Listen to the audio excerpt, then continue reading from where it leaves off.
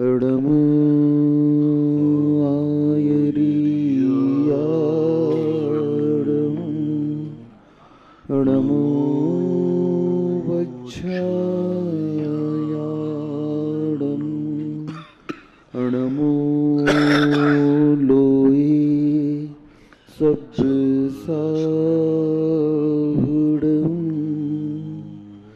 हानित्य घटती आयु है पर पाप मत घटती नहीं आई बुढ़ोती पर विषय से कामना हटती नहीं मैं यत्न करता हूँ दवा मैं धर्म में करता नहीं दुर्मोह महिमा से ग्रसित हूँ नाथ बच सकता नहीं। जय बोले खजराट श्री कुंडलपुर के बड़े बाबा की जय हो। मूल नायक खजराट श्री चिंतनी पार्श्वनाथ भगवान की जय हो। संत श्रोमणी आचार्य भगवान श्री विद्यासागर जी महाराज की जय हो। परम पूज्य मुनिवर श्री सुधा सागर जी महाराज की जय हो। बोले परम पूज्य महासागर जी महाराज की जय हो। समस्त मुनि संघ की जय हो। कभी भी कोई वस्तु किसी की कर्ता नहीं बनती है। वस्तु वस्तु में रहती है, कर्तापन कर्तापन में रहता है। और वह कर्तापन कर्ता कौन है? पुद्गल कभी भी कर्तापने को लेकर के अपना प्रभाव नहीं दिखाता है, वह अपने स्वभाव में रहता है। प्रत्येक द्रव्य का यह नियम है कि वह अपने गुण और पर्यायों को छोड़कर के अलग किसी में मिलता नहीं है, वह अपने आप में रहता है। लेकिन हम जीव द्रव्य एक ऐसा द्रव्य है जो पर के प्रभाव में आकर के परतंत्र हो गया। सभी द्रव्य स्वतंत्र हैं अपने आप में, कोई भी द्रव्य परतंत्र नहीं है एक जीव द्रव्य को छोड़ करके। और इस परतंत्रता में मूल अगर दृष्टि देखें तो इस जीव द्रव्य की है, क्योंकि यही उस परवस्तु के आकर्षण से प्रभावित होकर के अपने स्वभाव से च्युत हो गया। अब भूल किसने की है? जीव तत्व ने। तो इस भूल को भी सुधारना किसे पड़ेगा? इस जीव तत्व को, क्योंकि जो भूल हमने की है उस भूल को हम ही सुधारेंगे तभी हम सुधर पाएंगे, नहीं तो नहीं सुधर पाएंगे। तो सुधरने के लिए हमें क्या करना होगा? धर्म यही बात कहता है कि जीव द्रव्य ने अनादिकाल से जो भूल की है उस भूल को सुधारने का अवसर आ चुका है। और उस भूल को सुधारने के लिए जिस पर्याय की प्रतीक्षा थी वह पर्याय भी आपको मिल चुकी है। यानी मनुष्य पर्याय आपको मिल चुकी है अपनी भूल सुधारने की। तो अपनी भूल सुधारने के लिए तुम्हें संवर तत्व का सम्मान करना पड़ेगा। किसका करना पड़ेगा? संवर तत्व का सम्मान किए बिना, संवर तत्व को ग्रहण किए बिना कभी भी यह जीव अपनी भूल सुधार नहीं कर सकता है। कभी भी यह जीव स्वतंत्रता को प्राप्त नहीं हो सकता है। बिना संवर तत्व के आज तक कोई भी जीव मुक्ति का लाभ नहीं ले पाया, मोक्ष प्राप्त नहीं कर पाया। क्योंकि निर्जरा अगर करनी है कर्मों की, सत्ता में जो कर्म बंधे हुए हैं उन कर्मों को अगर निकालना है तो सबसे पहले इस जीव को संवर तत्व को ग्रहण करना पड़ेगा, स्वीकार करना पड़ेगा। बिना संवर तत्व के कभी भी निर्जरा को प्राप्त वह हो ही नहीं सकता है। आप कितनी भी साधना कर लो गृहस्थ अवस्था में, कितने भी पूजन पाठ कर लो, कितना भी आप दान दे दो, कितना भी व्रत नियम संयम को अंगीकार कर लो, लेकिन जिस गुण स्थान में रह करके आप कर रहे हो वह उसमें उतना कार्यकारी प्रभावी नहीं होगा। प्रभाव तो मिलेगा, प्रभाव तो पड़ेगा, क्योंकि क्रिया की प्रतिक्रिया होती है। कोई भी क्रिया कभी भी निष्फल नहीं होती। आप कोई भी प्रयोग में कार्य करो, किसी भी दिशा में काम करो, उसका कोई ना कोई फल तो आएगा। जो आप चाहते हो वो नहीं आएगा, लेकिन कुछ ना कुछ उसका फल तो आपको किसी न किसी रूप में वह क्रिया अपना प्रतिफल देगी। हम जिस गुण स्थान में हैं उस गुण स्थान के में रह करके जिस क्रिया को कर रहे हैं, मान लो आप अभी श्रावक गुण स्थान में हो, किस में हो? श्रावक बन गए। हमारे यहां प्रथम गुण स्थान से लेकर के 14 गुण स्थान की व्यवस्था है। गुण स्थान क्या कहलाता है? मोह और योग के परिणाम को गुण स्थान कहते हैं। जितना जितना मोह और योग प्रबल होगा उतना उतना गुण स्थान नीचे होगा, और जितना जितना मोह और योग को हम शांत करते जाएंगे, क्षीण करते जाएंगे, उतना उतना यह जीव ऊपर की ओर उठता जाएगा। तो सबसे पहले संसार में बांधने वाला कौन है, इसे आप पहचान लो।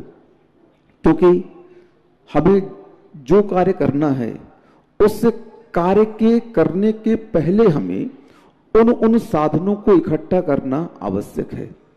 आपने कोई भी कार्य शुरू किया तो कार्य सफल कब होगा? जब पूरे साधन इकट्ठे हो जाएंगे। आपको सामान से खिचड़ी बनानी है, कुछ भी आइटम बनाना है, तो आइटम कब बनेगा? आपने चावल भी इकट्ठा कर लिया, दाल भी इकट्ठा कर लिया, पानी भी इकट्ठा कर लिया। अब आपने अग्नि इकट्ठी नहीं की, अग्नि के साधन नहीं करे, तो क्या कार्य संपन्न होगा? क्या नहीं होगा। इसीलिए उस कार्य को संपन्न करने के पूर्व में पहले पूरे साधन जुटाए जाते हैं, और उन साधनों के जुटाने के बाद में हमें उस कार्य को करना पड़ता है। उस कार्य में कितना समय लगेगा उतना समय उस कार्य को देना पड़ता है, तो वह कार्य संपन्न होता है। हमने व्रत नियम अंगीकार कर लिए उस गुण स्थान में, मिथ्यात्व को छोड़ दिया, सम्यक्त को प्राप्त कर लिया।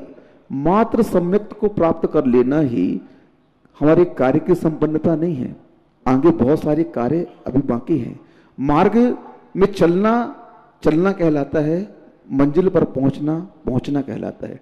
अभी हम मार्ग पर चल रहे हैं। चौथे गुण स्थान में आकर के हमने क्या किया? श्रद्धान किया, देवगुरु शास्त्र की पूजा की, दान किया, षट आवश्यकों का निर्दोष पालन किया, बहुत अच्छी बात है। लेकिन मात्र इतने करने से आत्मा का कल्याण होने वाला नहीं है। आपने सोच लिया कि मैंने एक दिन कहा था ना कि अगर आप दिन में 1 घंटे धर्म ध्यान करते हैं तो साल का निष्कर्ष निकालेंगे तो मात्र 15 दिन और कुछ घंटे आते हैं। यानी 1 घंटे आपने धर्म ध्यान किया तो साल में आपने कितने दिन धर्म ध्यान किया? मात्र 15 दिन। 350 दिन आपके किसमें निकल गए? आप देख लो कहां गए आपके। ये निष्कर्ष निकालना बहुत आवश्यक है, क्योंकि व्यापारी वही अच्छा माना जाता है जो अपने बही खाते को हमेशा मेंटेन करता रहता है, देखता रहता है। अगर व्यापार में क्या लाभ हो रहा है, क्या हानि हो रही है, इस ओर अगर ध्यान नहीं रहेगा तो उस व्यापारी का दिवालिया निकल जाएगा। मुनीम जी सेठ जी बन जाएंगे और सेठ जी मुनीम जी बन जाएंगे। क्या हो जाएगा? हाँ, तो सम्यक दृष्टि जीव अपने जीवन में क्रियाएं तो करता है, क्रियाओं को करते करते वह ये भी ध्यान रखता है कि मैं जो क्रिया कर रहा हूं मात्र इस क्रिया के माध्यम से मेरी आत्मा का कल्याण नहीं होगा। मैंने अभी संवर तत्व को अंगीकार नहीं किया, मैंने अभी आश्रय और बंध को नहीं रोका है, तो मेरी निर्जरा कैसे हो सकती है? उन क्रियाओं के माध्यम से निर्जरा तो होगी, पुण्य का फल मिलेगा क्योंकि क्रिया की प्रतिक्रिया होगी, लेकिन पुण्य कितना मिलेगा? संसार के वैभव के रूप में, भोगों के रूप में मिलेगा। अगर आपने उस सम्यक दर्शन को प्राप्त करने के उपरांत ज्ञान की यात्रा चारित्र की ओर नहीं की, सुन रहे हो? सम्यक दर्शन को प्राप्त करते ही सम्यक ज्ञान उत्पन्न हो जाता है। सम्यक दर्शन ही सम्यक ज्ञान का जनक कहा गया है। लेकिन सम्यक ज्ञान के उत्पन्न होते ही अगर आपकी यात्रा चारित्र की ओर नहीं हुई तो आपका श्रद्धान अभी सही नहीं है, आपका ज्ञान अभी समीचीन नहीं है।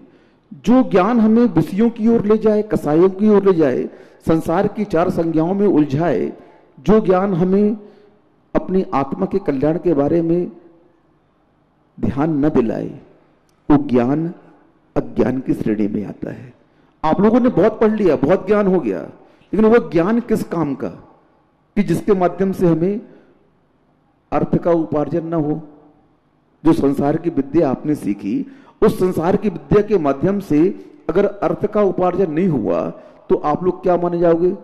मंद बुद्धि छे, क्या है, इसका ज्ञान अभी अच्छा नहीं है, इसको व्यापारिक ज्ञान नहीं है। इसी प्रकार मोक्ष मार्ग में कहा गया है कि ज्ञान अगर आपको अगले गुण स्थान में नहीं ले जा रहा है, ऊपर की ओर नहीं उठा रहा है, तो भी ज्ञान में प्रश्न चिन्ह लग जाएगा।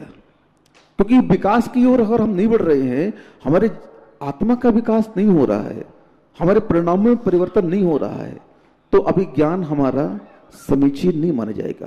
क्योंकि परिणामों में परिवर्तन ही ज्ञान का प्रमुख कार्य है। अगर परिणामों में परिवर्तन नहीं हो रहा है तो ज्ञान अभी बहुत क्या है, नीचे है। हमने भी ज्ञान का उपयोग सही तरीके से नहीं किया।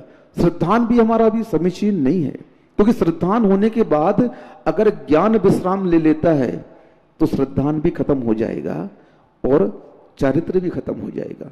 ज्ञान को बीच में इसलिए रखा कि ज्ञान एक तरफ श्रद्धान को मजबूत बनाता है और दूसरी तरफ वही ज्ञान हमें चारित्र की ओर ले जाता है। अगर ज्ञान हमारा चारित्र की ओर नहीं चल रहा है तो परिणाम क्या होगा? जंगल में आग लग गई, क्या हो गया? जंगल में आग लग गई और जंगल में दो व्यक्ति फंस गए, एक लंगड़ा है और एक अंधा है। सुन रहे हो? जंगल में आग लग गई और दो व्यक्ति फंस गए जंगल में, एक कैसा है? लंगड़ा है और एक अंधा है। अब दोनों उस आग की चपेट में आ रहे हैं, बचने का पुरुषार्थ कर रहे हैं। अंधे को रास्ता नहीं दिख रहा है, लंगड़े चल नहीं पा रहे देखते हुए। अब बताओ, क्या दोनों अगर अलग अलग रहेंगे तो उस आग से बच पाएंगे क्या? तभी एक युक्ति आई।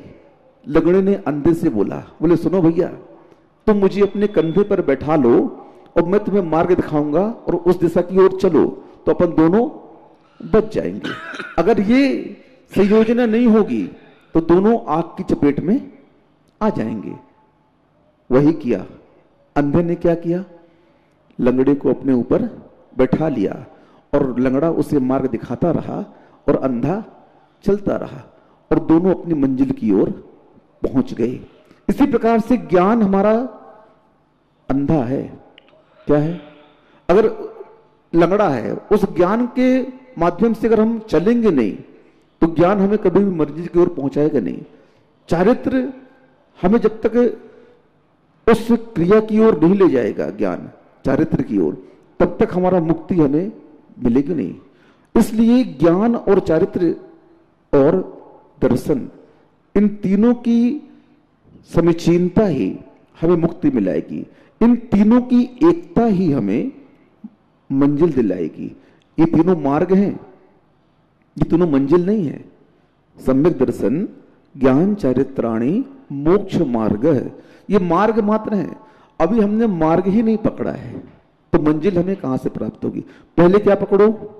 मार्ग को पकड़ो। और मार्ग क्या है? मार्ग इसी का नाम है। हम उस दिशा की ओर चल पड़े जिस दिशा की ओर हमारे महापुरुष गए। और आज तो बहुत सरल मार्ग मिला है। पंचम काल भले ही विपरीत काल है, लेकिन इस विपरीत काल में भी समीचीनता क्या है? आज हम बहुत सहज रूप से मोक्ष मार्ग अपना सकते हैं। आज से 100 साल 200 साल पूर्व का इतिहास उठा करके देखो तो इस चारित्र के साथ भ्रमण करने में कितनी दिक्कत थी।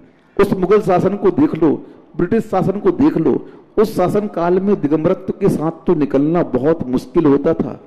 आचार्य शांति सागर महाराज जी जब निकले तो उन्हें कितनी मुसीबतों का सामना करना पड़ा, देख लो।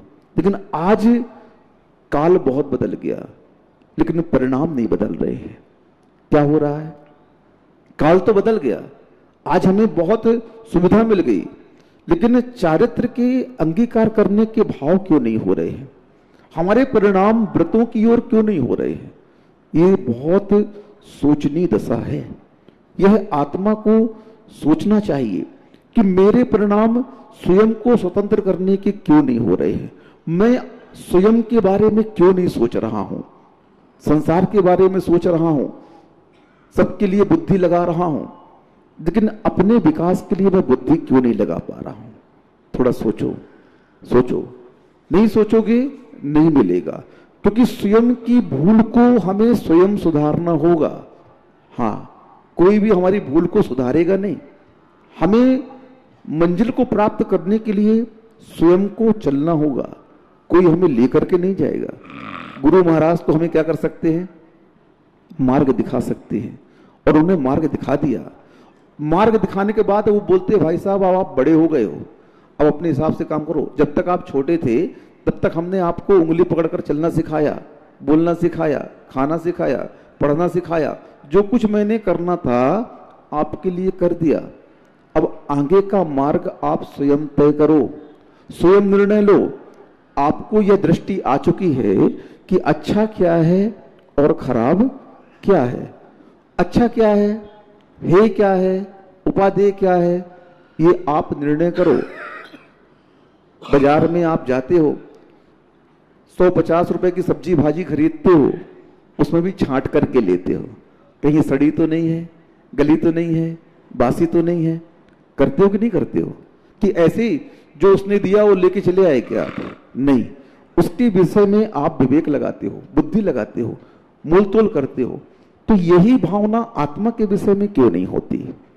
ये आपकी सोच अंतरंग की ओर क्यों नहीं जाती कि देखो मैंने कुल भी प्राप्त कर लिया, पर्याय भी प्राप्त कर ली, समीचीनता आज हमारे सामने खड़ी हुई है, और उस समीचीनता को हम स्वीकार क्यों नहीं कर पा रहे हैं? ये साहस हमारे अंदर क्यों नहीं आ रहा है? क्यों हम व्रतों को अंगीकार नहीं कर पा रहे हैं? चलो कोई बात नहीं, श्रमण नहीं बन पा रहे हो, मुनि नहीं बन पा रहे हैं, कम से कम श्रावक के व्रतों को तो अंगीकार कर लो। पंचम गुण स्थान लेकर के तो मरो, आचार्य कहते हैं। क्या करो?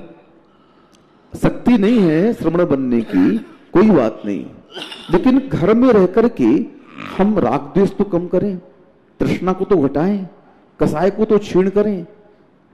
क्या मेरे अहित के साधन हैं, उनसे बचने का तो पुरुषार्थ करें। इतना भी आज इस आत्मा के माध्यम से नहीं हो रहा है। मोह और अज्ञान का इतना चश्मा चढ़ा हुआ है कि उस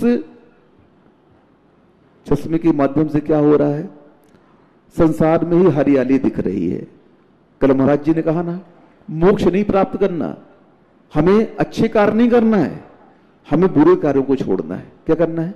हमारे यहां भी यही कहा गया है, हिंसा नरतस्तेया विषय हिंसा नरतस्तेया ब्रह्म परिग्रहो विरतिर्वृतम। क्या कहा? 7वें अध्याय में 5 महाव्रतों का वर्णन किया। हिंसा नृतस्तेया ब्रह्म परिग्रहेभ्यो विरतिर्वृतम। विरतिर्वृतम, व्रत क्या है? व्रत कोई और वस्तु नहीं है, इन सबसे विरति होना ही व्रत है। किससे विरति होना है? हिंसा से। जैन धर्म में क्या कहा है? आप अहिंसा को नहीं अपनाओ, आप पहले हिंसा को छोड़ो। क्या छोड़ो? हिंसा को छोड़ोगे तो अहिंसा तो अपने आप आ ही जाएगी। आप झूठ को छोड़ोगे, सत्य तो अपने आप आ ही जाएगा। आप चोरी को छोड़ोगे, अचौर्य तो हो जाएगा। आप कुशील को छोड़ोगे तो ब्रह्मचर्य तो अपने आप हो जाएगा। आप परिग्रह को छोड़ोगे, अपरिग्रह तो अपने आप हो जाएगा। उसको प्राप्त करने की आवश्यकता नहीं है, उसको छोड़ने की आवश्यकता है। जो हमें चाहिए, उस चाहिए के विपरीत कौन सा कारण है? जो हम चाह रहे हैं वो हमें मिलने नहीं दे रहा है। जो आपको मिलने नहीं दे रहा है, पहले उस कारण को पकड़ो। बाधक कारण को पहले पकड़ने के लिए कहा गया है। बाधक कारण को जिसने पकड़ लिया तो फिर उसकी क्रिया को सफलता की ओर जाने से कोई नहीं रोक सकता। उस कर्म को वह कभी भी बचा नहीं सकता अगर बाधक कारण का उसने नाश नहीं किया तो बाधक कारण क्या है? इस आत्मा के संसार में पतन होने के मुख्य कारण क्या है? स्वयं के परिणाम। क्या है? दूसरे के नहीं, तीसरे के नहीं, हमारे स्वयं के परिणाम हमें क्या कर रहे हैं? बंधन में डाल रहे हैं। हमारे स्वयं के परिणाम हमें स्वस्थ कर रहे हैं। परिणाम बंध है, परिणाम मोक्ष है।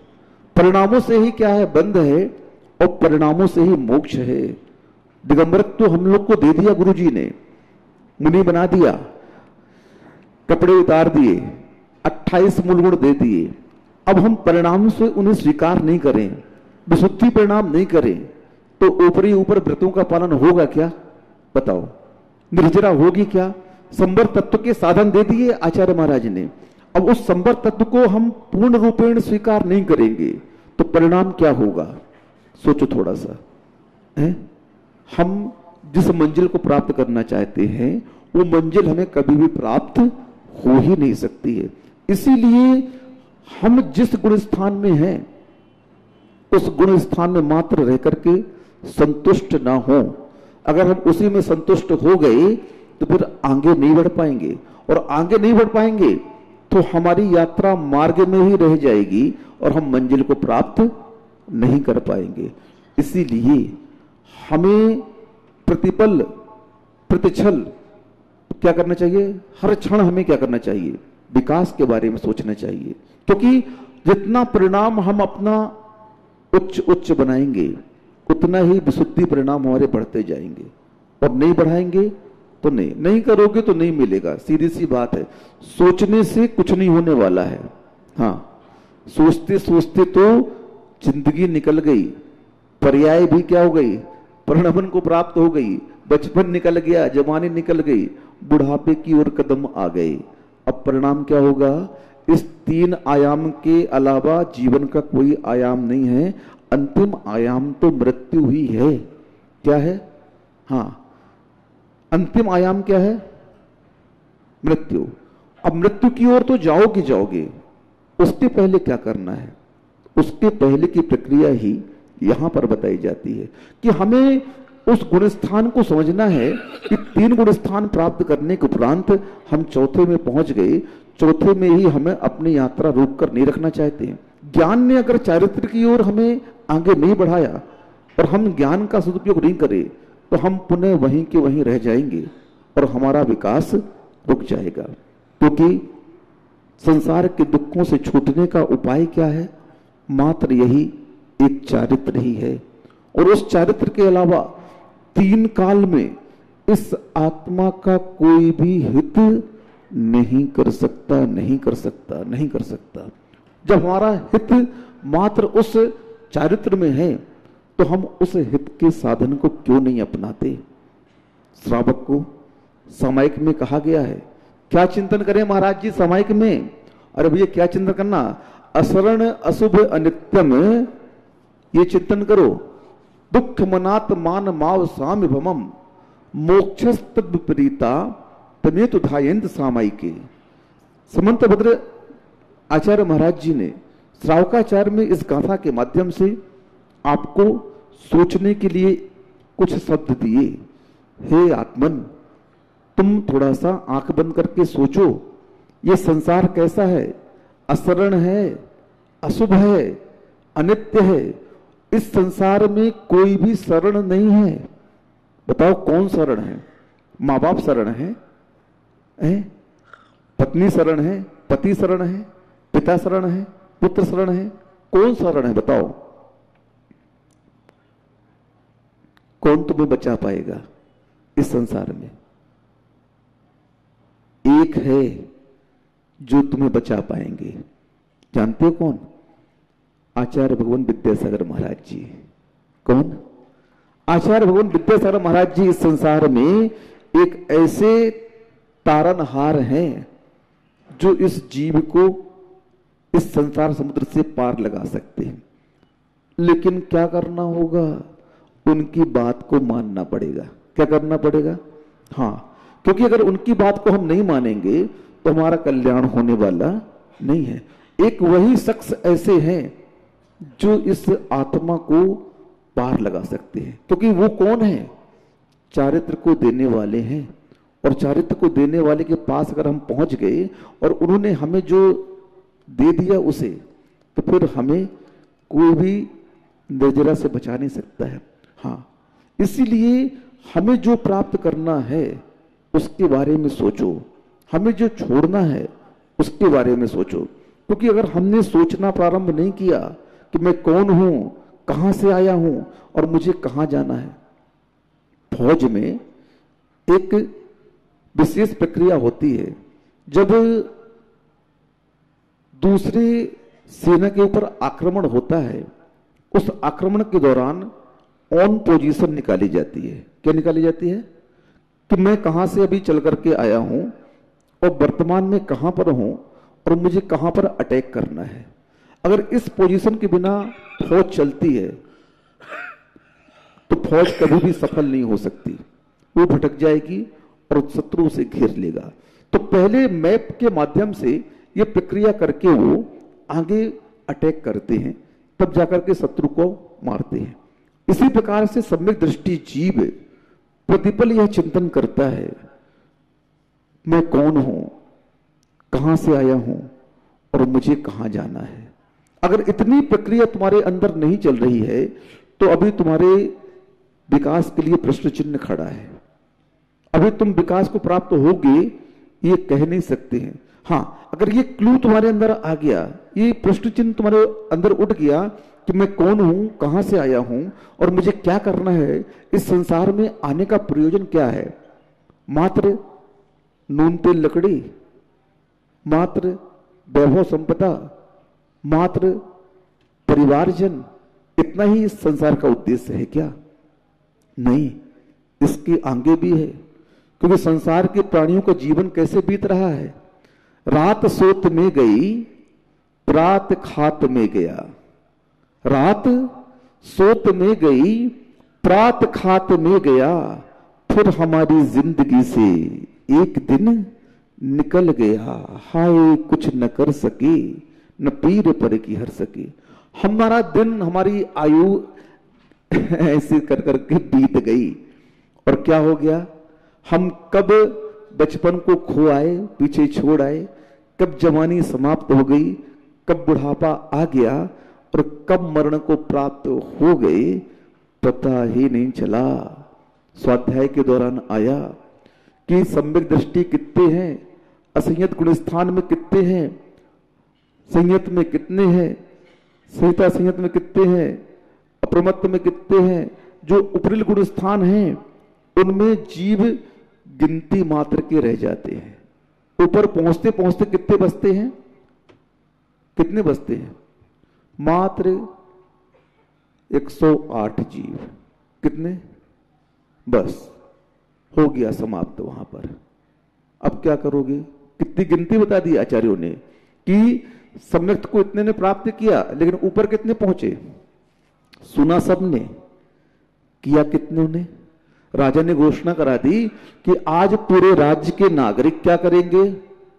बीच में चौराहे पर एक टंकी रख दी जाएगी और सब उसमें एक एक गिलास दूध डालेंगे और कल पूरे राज्य को खीर बनेगी और खीर खाएंगे। अब देखो परिणामों की विचित्रता कैसी होती है। अब सबने घोषणा सुन ली तो एक के मन में आया, अरे मैं एक गिलास पानी डाल दूंगा तो कौन देखेगा? इतने बड़े दूध में, इतने बड़े दूध के भंडार में मैं एक गिलास पानी डाल दूंगा तो कौन देखेगा? अब ऐसे ही परिणाम सबके हो गए। किसके हो गए?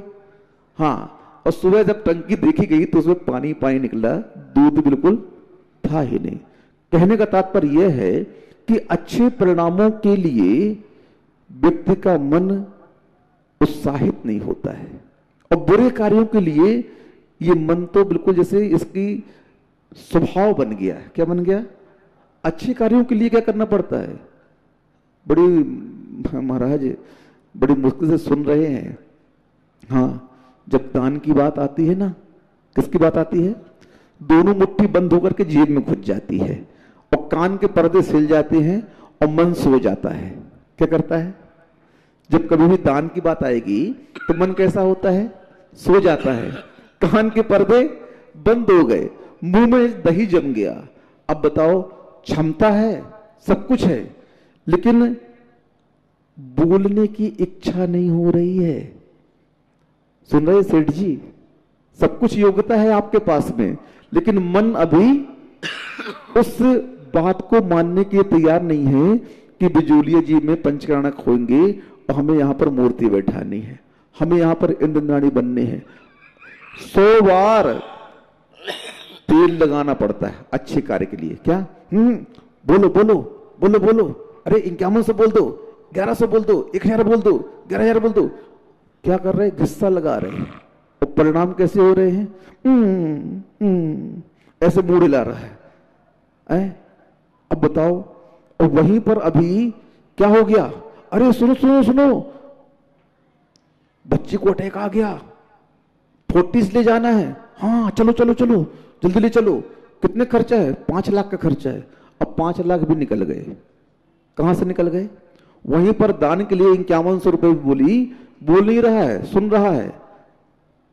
ये नहीं कि उसके पास में अभाव है, लेकिन परिणामों की विचित्रता देखो कि परिणाम नहीं हो रहे हैं उस सत्कार्य को करने के लिए कि हम यहां पर आए हैं, चलो कुछ दान कर दो भैया, बोल दो। नहीं नहीं, अभी इच्छा नहीं है। सुनो सुनो, वो नई साड़ी आई है, हाँ नया हार आया है, हमको चाहिए है। अब क्या हुआ? कहां से इच्छा हो गई, कहां से पैसे आ गए और कहां से लेके आ गए, पता नहीं चला। तो व्यक्ति के परिणाम धर्म के कार्य में करने के कैसे होते हैं? मैंने कल कहा था ना, कल की बात थोड़ी सी रह गई थी कि दानी कंजूस होता है और कंजूस दानी होता है। दानी कंजूस इसलिए होता है कि दानी अपने जीवन में अपनी संपदा को दान करके उसे अमर बना लेता है, उसकी एफडी कर लेता है, और वही पुण्य के प्रभाव से पर्वों में उसका फल वह भोगता है। और कंजूस दानी इसलिए है कि कंजूस जीवन भर अपने धन को जोड़ता जोड़ता मर जाता है और सारा धन दूसरों के लिए छोड़ जाता है। इसलिए कंजूस क्या हो गया? दानी हो गया। और दानी क्या हो गया? कंजूस हो गया। दानी अपना धन अपने साथ में पुण्य के रूप में लेकर के चला जाता है, और कंजूस अपना धन पाप के माध्यम से जोड़ता है और पापों के लिए छोड़ करके चला जाता है।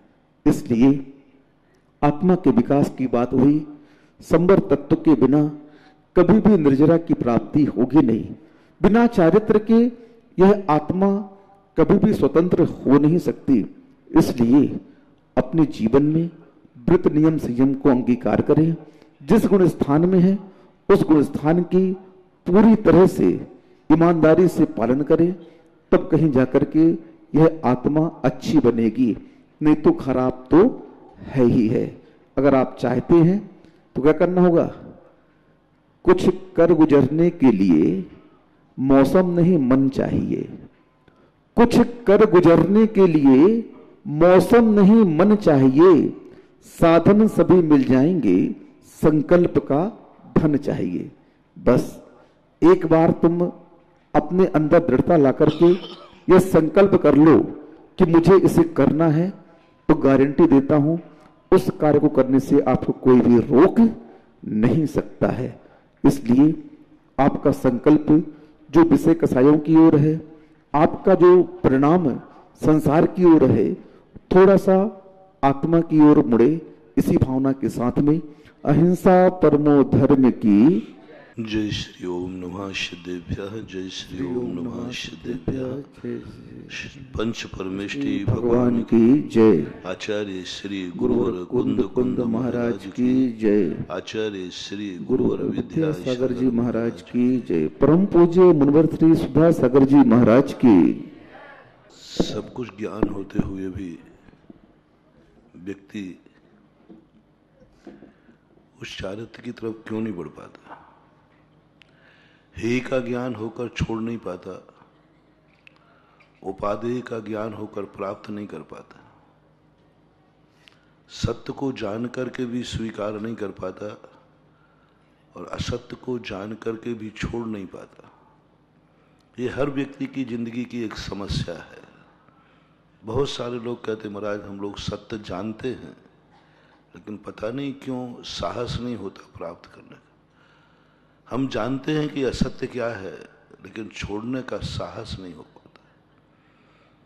उसके अनेक कारणों में एक कारण ध्यान में आया कि हम किसी भी कार्य के संबंध में त्रिकालिक विचार नहीं कर पाते।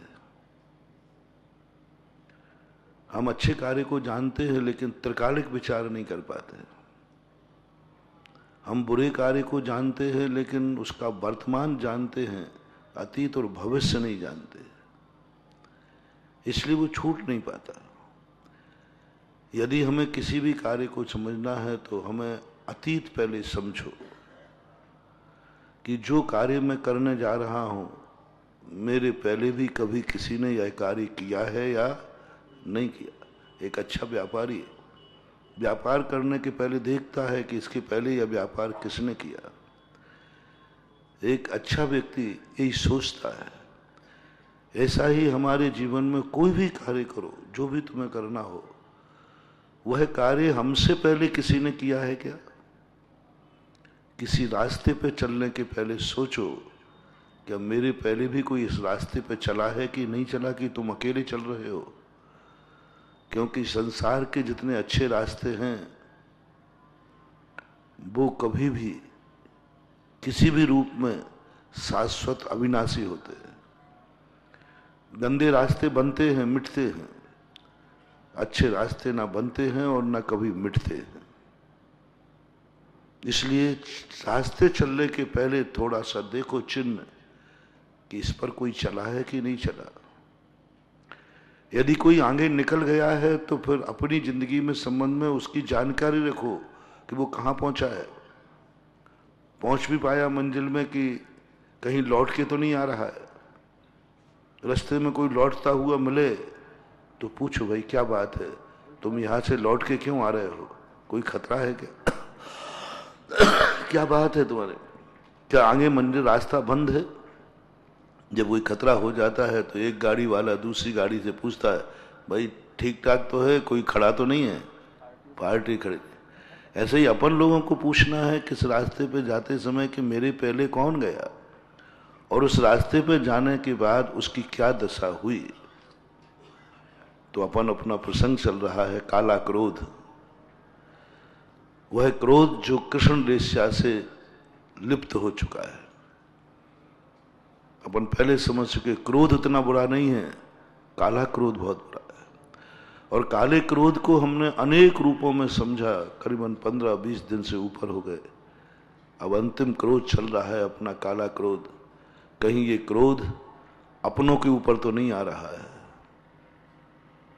जिनके साथ हम रह रहे हैं उन पर तो कभी गुस्सा आ रहा है। जब जिनके साथ तुम रहते हो, जब भी उनके ऊपर अपने स्वार्थ के लिए गुस्सा आवे, सुधार के लिए नहीं। पहले ही अपन ने परिभाषा बनाई, दुश्मनों पर तो तुम कैसे भी क्रोध करना, वो काला क्रोध कभी होते ही नहीं। दुनिया में क्रोध बनाए ही इसलिए है कि दुश्मन पर क्रोध करो, इसलिए उसकी कोई चर्चा नहीं है। बस अपन को सावधान रहना है, कहीं हम इतने स्वार्थी तो नहीं हो गए हैं कि अपने स्वार्थ के लिए अपनों को ही क्रोध की चपेट में ले रहे। जब जब तुम्हें अपनों पर क्रोध आवे तुरंत समझ लेना कि ये काला क्रोध है और मैं काला आदमी हूं। काला क्रोध है। और वह स्थिति जब बनती है जब व्यक्ति इतना स्वार्थी होता है कि अपने स्वार्थ के लिए अपनों को भी मिटा डालता है। और यह बात अपन ने कल परसों बड़े विस्तार से समझी। अब थोड़ा आगे बढ़ते हैं। अपनों के क्रोध में तो अपन ने बहुत काबू कर लिया, बहुत लोग काबू कर लेते हैं, बहुत कुछ काबू कर लेते हैं। लेकिन दूसरी बात जब हमने कही थी, अपनों से कभी बिगाड़ना नहीं। यदि अपनों से अलग ही होना है तो बिगाड़ के अलग नहीं होना। दूसरी नीति दी थी हमने, क्योंकि संसार में मिलते भी हैं तो बिछुड़ते भी हैं। हमने जन्म लिया है तो मरना भी है।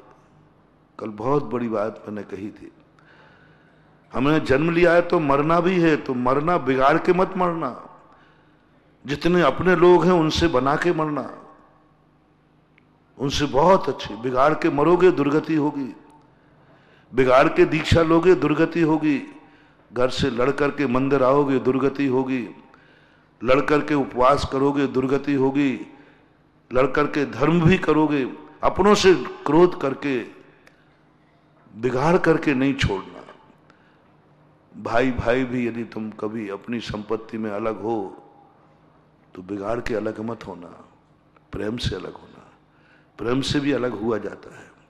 झगड़ा करके अलग नहीं होना, क्रोध करके अलग नहीं होना, मिटा करके अलग नहीं होना। जिस दिन तुम्हारी, कल कहा था ना, जिस दिन तुम दो भाई लड़ रहे हो संपत्ति के बंटवारे को और आज तुम्हारे बीच में कहा सुनी हो गई, आज अलग नहीं होंगे, क्योंकि क्रोध के साथ अलग नहीं होना। इसके बाद अपन को एक और आज काले क्रोध के संबंध में समझना है। कहीं हमसे जो छोटा है, हमसे जो पुण्यहीन है, किसी भी क्षेत्र में है, कहीं उससे तो तुम्हारी स्वार्थ पूर्ति की बात तो नहीं आ रही है? उस पर तो क्रोध धमका तो नहीं रहे हो तुम उसको? अपने से पुण्यहीन, अपने से कमजोर किसी भी क्षेत्र में हो, उस पर यदि तुम क्रोध करके अपने बस में करना चाहते हो तो यह काला क्रोध कहलाता है। 5वें 6वें नंबर का काला क्रोध। कभी भी देखना जब तुम्हें गुस्सा आ रहा हो तो कहीं हमसे कमजोर तो नहीं है। शुरू करता हूं, अमीर आदमी है, तुम अमीर हो, जिस पर गुस्सा आ रहा है कहीं वो गरीब तो नहीं है, और तुम उस गरीब पर क्रोध करके, दबा करके, जैसे करके अपने बस में करना चाहते हो, काला क्रोध है। महानुभाव, जिंदगी में सब कुछ कर लेना, अपने से कमजोर पर कभी अपने स्वार्थ की पूर्ति के लिए क्रोध मत करना। कोई भी हो कमजोर, हम तो कहते हैं एक पत्थर भी तुम्हारे सामने पड़ा है, तुम बलवान हो, तुम जायक स्वभावी हो, पत्थर की तुम्हें चोट लगी, कभी पत्थर को इतने क्रोध में मत फेंकना कि पत्थर के टुकड़े टुकड़े हो जाए। क्रोध में मत फेंकना। उपयोगिता के लिए तोड़ने में कोई आपत्ति नहीं, क्रोध में। एक पेड़ को भी क्रोध में मत काटना, चाहे तुम्हें कितनी भी डालियां लग जाएं, कांटे लग जाएं, क्योंकि वो तुमसे कमजोर है, तुम तरस हो, वो स्थावर है। डाली को तोड़ देना, क्रोध से नहीं तोड़ना। तुम रास्ते में जा रहे हो, कटीली झाड़ी आ गई, तुम्हें निकलना है, तोड़ देना। तोड़ना पड़ेगी, अलग करना पड़ेगी, लेकिन क्रोध में मत करना। उस पर इतना क्रोध मत करना, क्रोध में नहीं करना। यदि क्रोध कर दिया, वो पेड़ तुम्हें ऐसा अभिशाप देगा, तुम वनस्पति को तरस जाओगे। प्यार से तोड़ो उसकी डाली। तोड़ना पड़ेगी, मुझे रास्ता बनाना है, तोड़ना पड़ेगा, मुझे सब्जी चाहिए है, तोड़ना पड़ेगा, मुझे लकड़ी चाहिए है। इसलिए मैंने एक बार कहा था ना कि हमारे यहाँ जब भी प्रकृति की कोई भी चीज का उपयोग करते हैं, सबसे पहले उसको पूजते हैं। लोगों ने उस पूजा को धर्म कह लिया, लेकिन वो नैतिकता थी। कुआं खोदते हैं तो पहला पत्थर निकाल करके चबूतरा बना करके रख देते हैं। हमारे भारत में है, कुआं खोदने के, हर कुएं के पास देखना एक चबूतरा मिलेगा, पहला पत्थर खोद के उसकी पूजा कर देते हैं, सम्मान है। पेड़ों की भी यही है, पेड़ को काटने के पहले जो आज भी गांव के लोग हैं उसको नमस्कार करते हैं और क्षमा मांगते हैं, याचना करते हैं कि हे वृक्ष, मुझे क्षमा करना, मेरी जिंदगी तेरे बिना नहीं है, मुझे काटना पड़ेगा। कुआं पूजा जाता था पहले, पानी लेना है कुएं से। घर की महिलाएं जो होती थीं, जब वो शादी करके आते थे तो एक कुआं पूजने की परंपरा थी। धार्मिक रूढ़ी मत मानना इसे, धर्म मानोगे तो मिथ्यात्व है। उस बहू को पूरे गाजे बाजे के साथ कुएं पे ले जा करके, इसी कुएं से पानी पीना है, इसी कुएं से गिंदी चलना है, उस कुएं को सम्मान करते थे, उस पर कुछ मांगलिक द्रव्य डालते थे, पैर नहीं पड़ना, मांगलिक पुष्प आदि डाल करके उसको रिस्पेक्ट दे दिया। कुआं पुछता था। माता जब बच्चे को जन्म देती थी, 45 दिन के बाद जब वो कुएं पर जाने लगा, उसके पहले उसकी पूजा होती थी, सम्मान होता था। लोगों ने इसको धर्म के रूप दे दिया, इसलिए मिथ्यात हो गया। लेकिन एक नैतिकता का रूप जिसको मैं कह रहा हूं, जो मेरी जिंदगी में हमसे कमजोर है, उसको यदि हम अपने उपयोग में लेंगे तो क्रोध मत करना। ऐसे आप जब कभी भी कोई हो, तुम बलवान हो और वो तुमसे कमजोर है, क्रोध मत करना। काला क्रोध ऐसा बर्बाद करेगा तुम्हें, तुम मिट जाओगे, ऐसा बर्बाद करेगा तुम कहीं के नहीं रहोगे। कभी कमजोर पर दुखिया हाय गरीब की कभी न निष्फल जाए, कभी नहीं जाए। गरीब को मत सताना, वो रो देगा, सुनेगा मालिक तो तुझे जड़ से सड़ा देगा। अपन सोचते हैं अपने से गरीब, अरे उसके मैं दांत तोड़ दूंगा, वो मेरे सामने बोल भी नहीं सकता। हाँ, बोल नहीं सकता, बोल नहीं सकता, मुंह के दांत नहीं निकाल पाएगा, लेकिन जिस दिन खाएगा तो पेट के दांत तुझे चूरा बना देंगे अजगर के समान। कभी मत सोचना, दुनिया में जितने हैं, एक चक्रवर्ती का उदाहरण आता है। उसका नौकर था, उसने कोई भोजन में गड़बड़ी कर दी, गरम खीर परोस दी। चक्रवर्ती क्रोध आया, मैं चक्रवर्ती को एक लात मारी उसको, इतना क्रोध आ गया। अरे भाई तुमसे छोटा है, नौकर है, वो तो मुंह भी नहीं खोलेगा। शुभम चक्रवर्ती कुछ भी नहीं करेगा और लात मारी जोर से, इतने जोर से चक्रवर्ती की लात थी, मर गया। काला क्रोध, देखना वो चक्रवर्ती का काला क्रोध, अपने से बलहीन पर काला क्रोध। बराबरी पर करता तो बात बन जाती। युद्ध की नीति भी है, अपने कमजोर से युद्ध नहीं, अपनी बराबरी वाले से युद्ध करो। इसलिए शस्त्र जब किसी योद्धा का गिर जाता है तो दूसरा योद्धा शस्त्र फेंक देता है। निशस्त्र पर शस्त्रवान नहीं करता युद्ध। पुरुष को कहा गया, क्षत्रिय पुरुष को कहा गया, कभी महिला पर शस्त्र मत चलाना, क्यों? वो कमजोर है, उसका नाम अबला है। ऐसे ही वो चक्रवर्ती नहीं समझ पाया कि मैं किस एक नौकर को मान रहा हूं, लात मार दी, वो मर गया। मर करके देखना, काला क्रोध का परिणाम देखना। जब वो मर करके अकाम निर्जरा से भवनत्रक में जन्म लिया, उसने सोचा कि इस चक्रवर्ती ने मुझ जैसे तुच्छ पर, किंकर पर, मैं तो सदा चरणों की धूल था, मैं तो क्षमा भी मांग रहा था, गलती हो गई, लेकिन राजा ने क्रोध मारा। आज मैं, और चक्रवर्ती के साथ उसने क्या व्यवहार किया, रोंगटे खड़े करने वाला। भवांतर तक काला क्रोध भवांतर तक जाएगा। अपना से कमजोर व्यक्ति अपने सामने तो मुंह नहीं खोलेगा, लेकिन निदान बांधता है, गांठ बांधता है। महानुभाव, बहुत करुणा दया करके कह रहा हूं सारे संसार से, आप कितनी क्रोध आता हो, आपको कितनी क्रोध आता हो, बस अपने से कमजोर पर क्रोध मत करना, नहीं तो वो तुम्हारे 100 भाव मिटा देगा। महावीर स्वामी ने क्यों कहा मुनिराज से,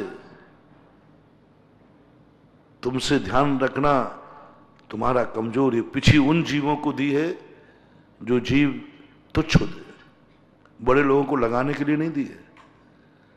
मुनि से कहा तुम अपने से नीचे व्यक्तियों से मत बिगाड़ना, तुच्छ जीवों से मत बिगाड़ना, इनके जीवन की रक्षा करना, ये तुम्हारे पैर से ना कुचल जाए, क्योंकि ये भवांतर तक बैर मानते।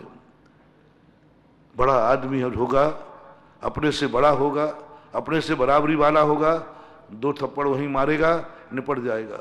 लेकिन कमजोर आदमी गांठ बांधता है, और ऐसी गांठ बांधता है जन्म जन्मांतरों तक।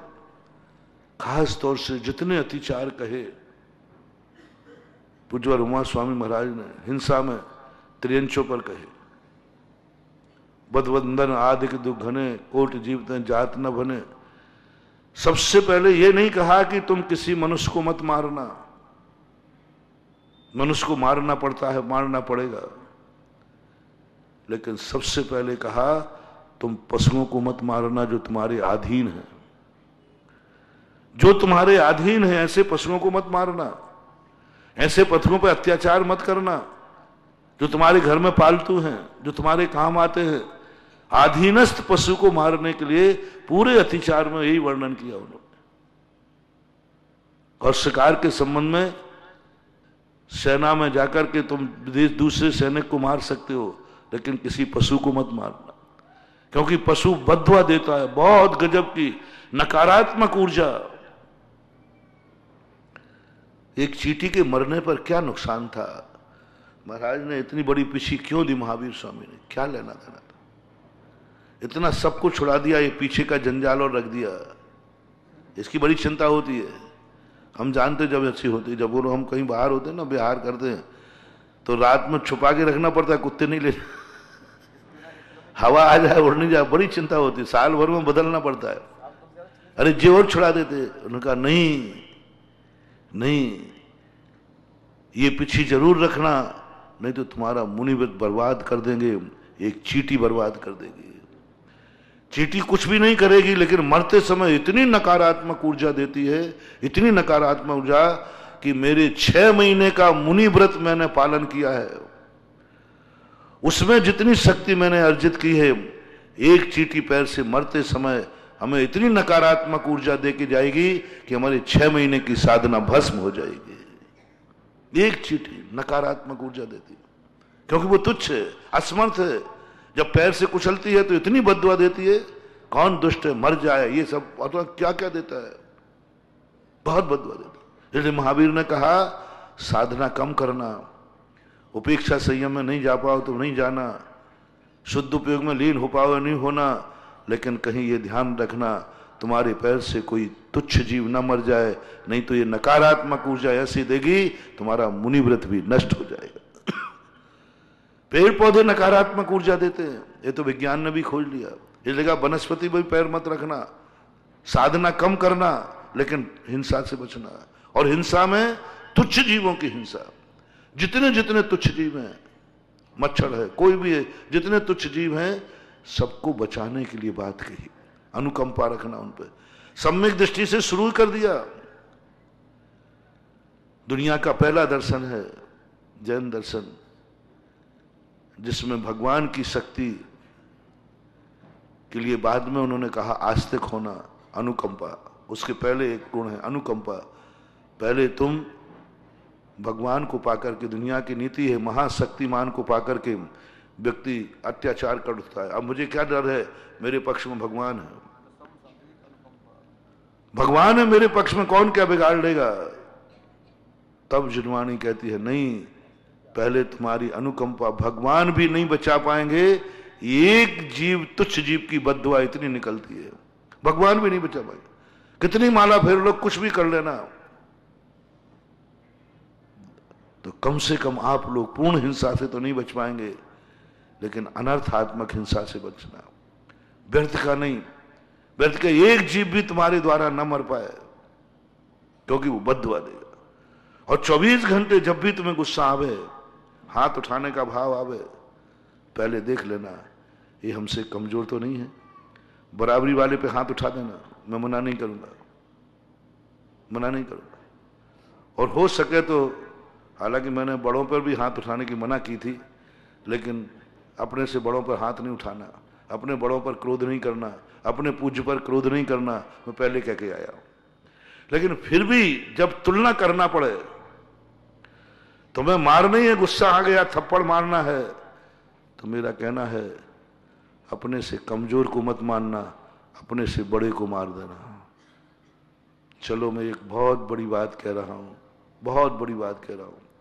कभी गुस्सा आए तो थप्पड़ मारने का भाव आए तो मेरी बात, मैं तुम्हें एक बहुत बड़ी छूट दे रहा हूं, सारे संसार को छूट दे रहा हूं, करुणा करके छूट दे रहा हूं कि तुम्हारे से कमजोर को थप्पड़ मत मारना, मारना हो तो मैं तुमसे बड़ा हूं, तुम्हारा साधु हूं, मुझे थप्पड़ मार लेना, गुरु को मार देना थप्पड़, लेकिन अपने से कमजोर को मत मारना। बहुत बड़ी छूट दे रहा हूं। इसका मैं पहले निषेध करके आया हूं, लेकिन जब दो में से एक चुनना पड़े, महाराज थप्पड़ तो मारूंगा, एक और गुरु महाराज बैठे हैं, भगवान बैठे हैं, पिताश्री बैठे हैं, पूज्य पुरुष बैठे हैं, और एक और तुम्हारा तुच्छ व्यक्ति, तुमसे कमजोर व्यक्ति बैठा है, और दोनों में से तुम्हारा मन है कि मैं एक थप्पड़ मारूंगा, तो मैं तुम्हारे लिए अधिकार देता हूं, मारना ही है तो गुरु को थप्पड़ मार देना, लेकिन अपने से कमजोर को नहीं मारना, क्योंकि गुरु को थप्पड़ मार भी दोगे, वे तुमसे बैर नहीं भंजाएंगे, वो तुम्हारा प्रतिकार नहीं करेंगे, वे तो यही कहेंगे सद्धर्म वृद्धि रस्तु। देखो यशोधर महाराज के गले में सांप डाल दिया, उन्होंने कुछ नहीं किया, गुरु कुछ नहीं कहेगा, आप चिंता नहीं करना, एक आध दिन मार के देख लेना, और किसी पे नहीं करना, मेरे पे कर लेना बस। करो तो सही खातिर पे, जम के मारना एक थप्पड़, देखो मैं क्या करता हूं, देखना तो सही क्या करता हूं।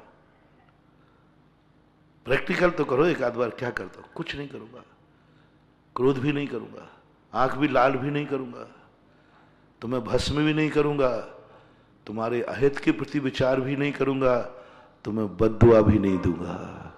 वायदा करता हूं, प्रॉमिस है, वायदा करता हूं, मुनिव्रत की साक्षी करता हूं, जिनवाणी की साक्षी में बोल रहा हूं, तुम्हारे लिए मैं कुछ भी अहित नहीं करूंगा, क्योंकि मैं तुम्हारा गुरु हूं।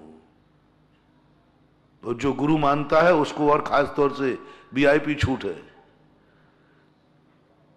कभी नहीं करूंगा, कुछ भी नहीं करूंगा, गुस्सा नाम की चीज नहीं, और अहित भी नहीं करूंगा, अंदर से भी नहीं। ऐसे नहीं कि बाहर से बैठा रहूं, अंदर से भी परिणाम नहीं आएगा। इसने मेरी मार दिया, मुझे क्या समझता है, देख लूंगा मैं, इसके परिवार को भस्म कर दूंगा, घर में सांप बिच्छू नहीं करेगा। अच्छा बोलो, ये तो मैंने कह दी, तुम्हें अपने गुरु पर क्या उम्मीद है? तुम्हारे गुरु से पूछ रहा हूं। मैं हमेशा कहता हूं अपने अपने गुरु को याद करो। तुम्हारे गुरु पर तुम्हारी क्या उम्मीद है? अपने अपने गुरु की बात बताओ, अपने अपने गुरु की बात पे सोचो। क्या तुम्हारा गुरु को यदि तुम थप्पड़ मारोगे तो वो तुम्हें भस्म कर देगा? अपने अपने गुरु की बात बताओ, जल्दी बोलो। अपने अपने गुरु की बात बताओ। अपने गुरु पर क्या विश्वास है? तुमने कभी थप्पड़ मार दोगे तो भस्म कर देगा, तुम्हारा नाश कर देगा, तुम्हारे घर में सांप बिच्छू छोड़ देगा? बोलो। मुझे तो अपने गुरु पर विश्वास है। मेरे गुरु का तो मैं कुछ भी कर लूं वो मेरा हित ही करेगा, कभी हित करेगा ही नहीं। अब तुम्हारे गुरु की बात करो। मेरे अपने गुरु पर तो विश्वास है। मेरा गुरु तो कभी मन से, वचन से, काय से, स्वप्न पर भी हम कितने भी गलत करें, कितने भी अत्याचार करें, कुछ भी करें, लेकिन मेरा गुरु मेरे अहित का कभी विचार भी लगाओ, विचार भी नहीं कर सकता। अब आपके गुरु बताओ कैसे? तो फिर जैसे मेरे गुरु ऐसे तुम्हारे मान लो, बोलते नहीं हो। है बड़ा है, ये गुरु वही है, कभी नहीं करेगा महानुभाव। यदि कभी गुस्सा आ जाए तो निकाल दो गुरु के ऊपर, बरसा दो गुरु के ऊपर, जो गाली देना दे दो। कमठ को देख लो, 10 भाव तक बरसता रहा, पारसनाथ ने कोई उसका प्रतिकार नहीं किया। दूसरे के ऊपर बरसता ना तो निपटा देता वो, तो ये उसी 10 भाव में पहले ही निपटा देता। जो कमठ के जीव ने पारसनाथ के साथ दुर्व्यवहार किया था, यदि पारसनाथ का जीव उसका प्रतिकार करता, 1 मिनट में उसका मर्डर कर देता। संसार का कोई भी व्यक्ति ऐसा नहीं है, आज तक कोई पैदा हुआ नहीं, भविष्य का मुझे पता नहीं, शास्त्रों में कह रहा हूं, इतना अत्याचार होने के बाद भी पारसनाथ के जीव को क्रोध नहीं आया। उस अत्याचार की कहानी मैं अपने मुंह से नहीं कहूंगा, क्योंकि बहुत शर्मनाक है, बहुत दर्दनाक है। इसके बावजूद भी क्रोध नहीं आया, क्योंकि वो महान है। शक्ति संपन्न होकर कमठ इतना बोल रहा है, फिर भी पारसनाथ बद्दुआ नहीं दे रहे उसको, सद्भावना। 7 दिन हो गए, 7 दिन तक निरंतर संकट सहन किए, क्योंकि वो भगवान थे। वो भगवान थे। कितना भी दुष्ट आकर कितनी दुष्टता दिखाए, भगवान कभी दुष्ट का भी विनाश करने का भाव नहीं करते। ऐसे ही अपने गुरु महाराज होते। तो जिनसे हम कभी कुछ नहीं करते, उन पर गुस्सा करने की नहीं कह रहा हूं, नहीं तो तुम, लेकिन तुम्हारी आदत ही है तो।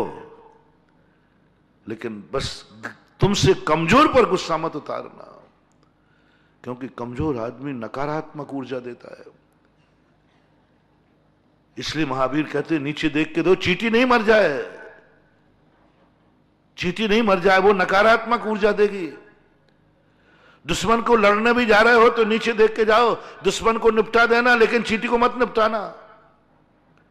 दुश्मन तुम्हारा बलवान है, बराबरी वाला है, या तुमसे बलवान है, उससे लड़ने को तुम जा रहे हो, जाओ, हाथापाई हो जाए, एक दूसरे के प्राण लेना पड़ा ले लो, लेकिन बस एक ध्यान रखना, पैर से चींटी नहीं मर जाए।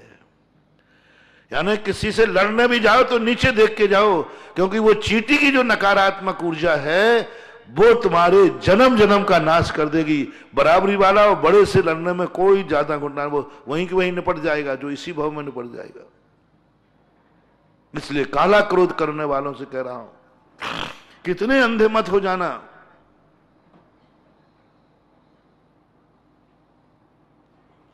इतने अंधे मत हो जाना कि तुम अपने कमजोर का नाश कर दो क्रोध में आकर। इतने अंधे मत हो जाना कि खुद के घर का टीवी उठा के फेंक दो। इतने अंधे मत हो जाना कि अपनी मां का सिर फोड़ दो। इतने अंधे मत हो जाना कि अपनी पत्नी का सिर फोड़ दो। इतने अंधे मत हो जाना कि और कुछ भी तुम जो करते हो वो कर दो। नहीं होना। हम घर के मुखिया हैं, हम घर के बड़े हैं। आपको क्रोध, छोटे को नहीं कह रहा हूं संभालने की बात, आप घर के मुखिया हैं, आपको संभालना है। आपको क्रोध करते समय सोचना है कि मैं किस पर क्रोध कर रहा हूं। नौकर है आपका, आप क्रोध करते समय सोचें, ध्यान रखना। बहुत बड़ी बुरी आदत। पशु है आपके पास, उसको सोचना, बहुत बड़ी बददुआ देके जाएगा। किसी बंदी बनाना है,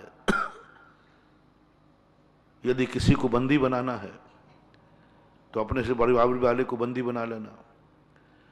हो सके तो बड़े को बंदी बना लेना, हो सके तो जाओ गुरु को बंदी बना लेना, लेकिन कभी किसी पशु पक्षी को बंदी मत बनाना। तुम्हें किसी को बंदी चाहिए है, तुम्हारा जेल खाली है तो लो, महाराज को उठा के जेल में डाल देना,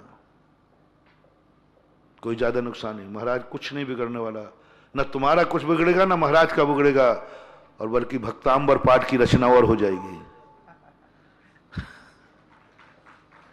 यदि तुम्हें डालनी है जेल में तो जेल में डालते समय महाराज को डाल देना, कोई फर्क नहीं पड़ेगा। तुम्हें तो बददुआ देगा नहीं पक्का है, और उसका कुछ बिगड़ेगा नहीं, और भक्तांबर की रचना और हो जाएगी। कमल बाबू, कमल ही है ना बाबू, हाँ बैठे हैं देखने। कितना बड़ा फायदा है महाराज को जेल में डालने से, कितना बड़ा फायदा है। जब जब महाराज को जेल में डालोगे एक एक भक्तांबर बनेगा, अमर हो जाओगे। अब देखो राजा भोज ने हमारे पूज्यवर मानतुंग आचार्य को जेल में डाला, क्या बन गया? अपन को आज तक भक्तांबर मिल गया। नुकसान क्या हुआ? नुकसान क्या हुआ बताओ? हाँ, नुकसान क्या हुआ बोलो? कुछ नुकसान नहीं हुआ। महाराज का क्या नुकसान हुआ? आज तक अमर हो गए, और अपन को निधि मिल गई भक्तांबर। समुद्र में तो महाराज को बंदी बनाया, हाँ, चंद्रपुर भगवान प्रकट हो गए, उनको बंदी बना लिया एक राजा ने, और तलवारें खींच दी। महाराज ने उस राजा को कोई बद्दुआ नहीं दी। उनका क्या फर्क पड़ता है? स्वयं स्वयंभू स्तोत्र की रचना की और चंद्रपुर भगवान प्रकट हो गए। इसलिए महान आत्माओं को आप कितना भी कष्ट देंगे, वे तुम्हारा अहित कभी नहीं विचारेंगे, क्योंकि वो तुम्हारे गुरुजन हैं, तुम्हारे पूज्यजन हैं। लेकिन अपने से छोटे को तुम मत देना, अपने छोटे को बंदी मत बनाना, पशु को बंदी मत बनाना। एक तोता को भी तुमने बंदी बना लिया तो वो तुम्हें बर्बाद कर देगा।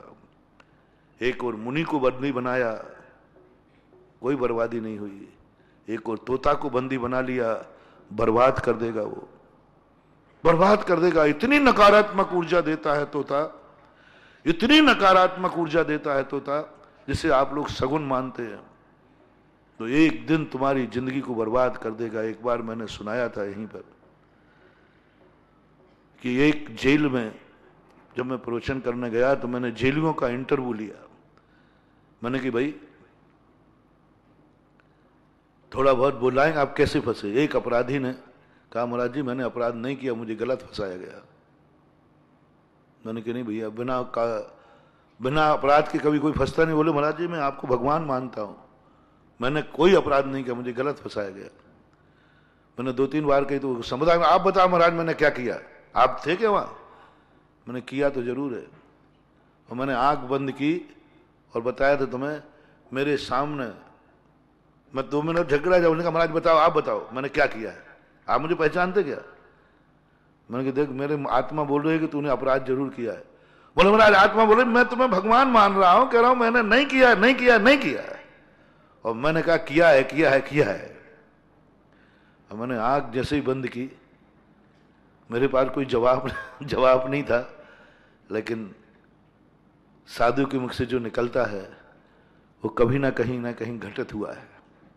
और एकाएक मेरी आंख बंद करके मेरे सामने एक पिंजरा में तोता है, वो मेरे सामने आ गया, यूं यूं लटक गया, यूं सामने आ गया, आंख बंद में, आंख खोल में नहीं। मैंने कहा ये पिंजरा में तोता क्यों आया?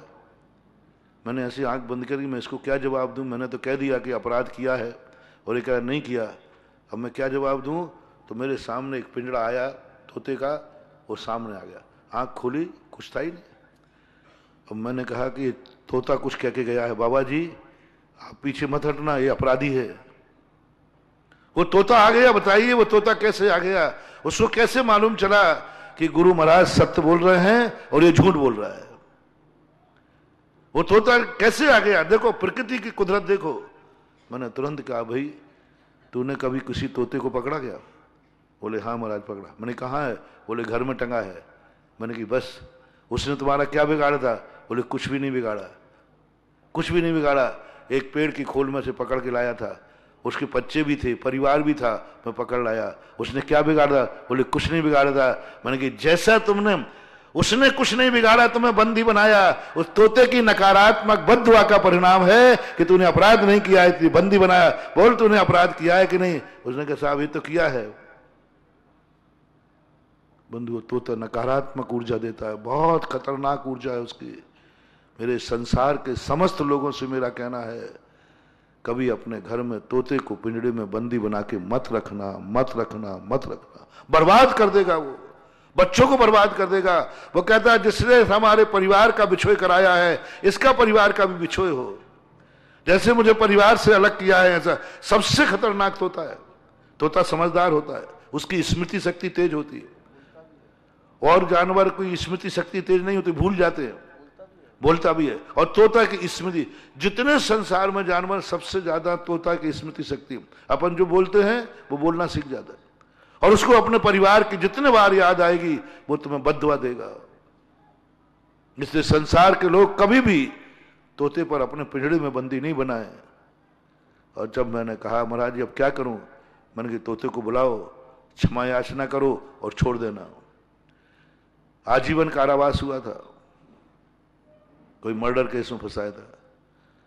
पता चला साल 6 महीने, कितने 1.5 साल लगभग, उसको ऐसा एक जेलर आया उसकी सही ईमानदारी को देख करके, और 15 अगस्त पर उसको बीच में बरी कर दिया। वो मेरे पास आया था, मैंने कहा तोता? बोलो तोता तो महाराज उसी दिन छोड़ दिया था। मैंने कहा तुमने बंदी बनाया तो तुम जेल गए, तुमने छोड़ दिया तो उसने तुम्हें भी। इसलिए मैं कह रहा हूं एक उदाहरण है। 16 मिनट के लिए एक बच्चे को पकड़ लिया रुक्मणी के जीव ने, 16 मिनट के लिए मात्र एक बच्चे को बंदी बना लिया अपने पास। 16 वर्ष तक रुक्मणी को प्रद्युम्न से रहित होना पड़ा, 16 वर्ष तक मां को तड़पना पड़ा। इसलिए अपने से जो गरीब हो, दुखी हो, परेशान हो, उन पर दया करना, उनको बंदी मत बनाना। ये नकारात्मक ऊर्जा देते हैं। उस नौकर ने ऐसी नकारात्मक ऊर्जा दी, ऐसी नकारात्मक ऊर्जा दी, जब वो चक्रवर्ती, कितने पुण्य से बनते हैं, वो देव बना, आकर के चक्रवर्ती का रसोइया था, उनकी आदत जानता था कि इनको क्या प्रिय है। उसने बहुत बढ़िया विक्रिया रूप बना करके उनको भोजन दिया। बोले साहब ये फल कहाँ लगते हैं? बोले साहब चलो, आप अकेले चलोगे? और समुद्र में ले जा करके, पूरी आगे पीछे कहानी खत्म करता हूं, समुद्र में ले जा करके, और वो कहता साहब मैं वही रसोइया हूं जिसको आपने लात मारी थी, आप बलवान थे, मैं कमजोर था, अब नहीं बोल पाया, अब आप मेरे चंगुल में हैं, आप मेरे चंगुल में हैं, नमोकार मंत्र लिखिए, पैर से मिटाइए, नहीं तो आज तुम्हारा मरना निश्चित है। नमोकार मंत्र पढ़ने लगा, वो बात मैं नहीं कह रहा हूं, अभी तो ये कह रहा हूं कहां कमजोर व्यक्ति देखो कहां आया, कहां नमोकार मंत्र पे पैर रखा गया। राज से तुम कितने भी अत्याचार कर लोगे गुरु से, गुरु तुमसे नमोकार मंत्र पे पैर रखवाएगा? यदि गुरु से कहो गुरु महाराज गलती हो गई क्षमा करना, तो गुरु कहा क्षमा जब करूंगा पहले नमोकार मंत्र लिख, उस पर पैर रख। क्या ये गुरु कभी आदेश दे सकते? कभी नहीं, भूल ही नहीं सकते। लेकिन कितना निकृष्ट कार्य करा रहा है, कितना नमोकार मंत्र लिखो और पैर से मिटाओ, हाथ से नहीं।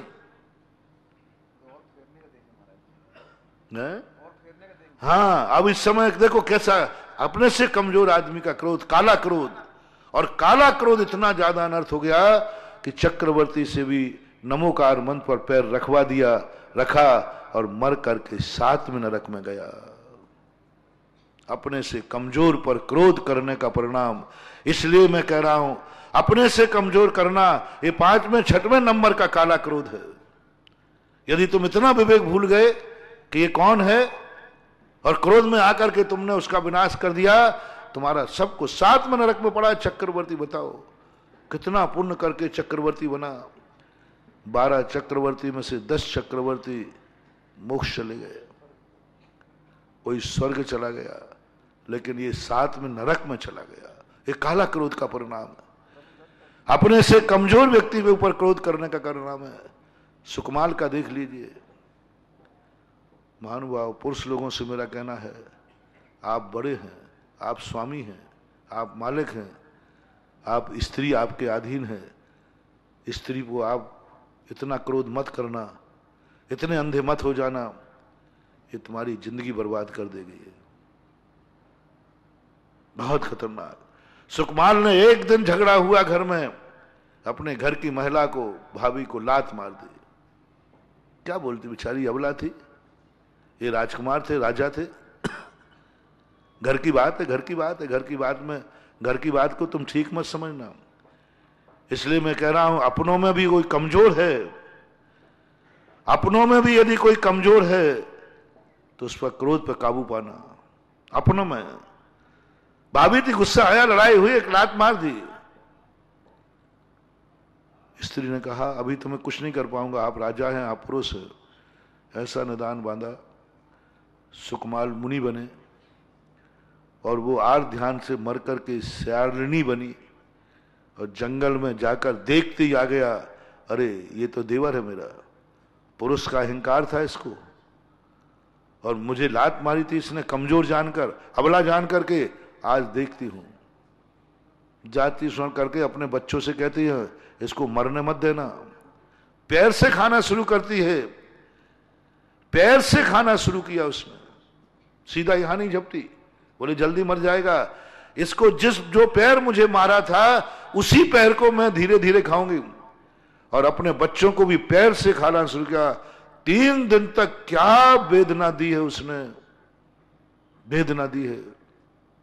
घर की भाभी थी, ये मत समझना कि घर की औरतें तो हमारे घर की हैं, नहीं, तुम्हारी औरत, तुम्हारी भाभी, तुम्हारी मां बाद में है, सबसे पहले वो स्त्री जाति है। सबसे पहले वो तुम्हारी मां है कि पहले स्त्री है? बोलो, पत्नी है कि पहले स्त्री है? बिटिया है कि स्त्री है? सबसे पहले वो स्त्री है। वो सब तरफ से कमजोर है। उधर पीहर छूट गया है उसका, उधर भी से गई, इधर से गई। सारे संसार के लोगों से मेरा कहना है अपने घर की सबसे बड़ा ध्यान तुम्हें रखना है, आपके घर में कोई स्त्री दुखी तो नहीं है आपसे, आपका क्रोध कहीं किसी स्त्री पर नहीं उतर रहा है, क्योंकि वो चारों तरफ से अब वो कहीं नहीं जा सकती, मरेगी यहीं। पीहर छोड़ चुकी है, गोत्र बदल चुका है, उधर सब कुछ जा चुका है, और तुम्हारे घर में कहीं नहीं जा। नारी एक ऐसी जाति है जिसके सारे दरवाजे शादी के बाद बंद हो जाते हैं। सही नारी की बात कर रहा हूं, सही नारी की बात कर रहा हूं। सतियों का सारे रास्ते बंद, एक ही रास्ता खुला रहता, मौत या सहन करना। तो जिसके सारे रास्ते बंद हो गए हों और तुम्हारा ही एक रास्ता बाकी है, उस पर क्रोध मत करना, उस पर क्रोध मत करना महानुभाव, क्योंकि उसके सब रास्ते बंद हैं।